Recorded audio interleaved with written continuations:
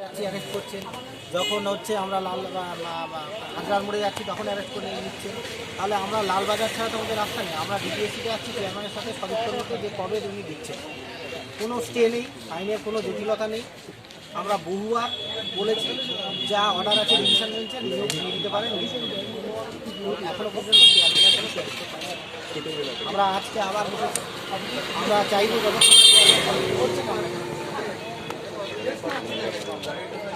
আমরা এখন আজকে বসেছি, আমরা পরবর্তীকালে সবাই আসছে।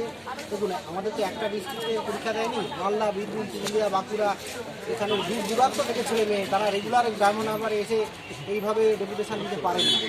তাই সকলে আসারও খরচটুকুও নেই।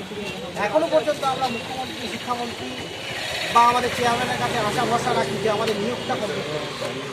যে গরিব ছেলেমেয়েরা তাদের বাবা মাকে হারিয়েছে এত বছর ধরে, আমরা এখনও আশায় আছি এই প্যানেলটা যে অনেকের মুখে হাসি ফুটবে, এখনও 1042 জনের মুখে হাসি ফুটবে।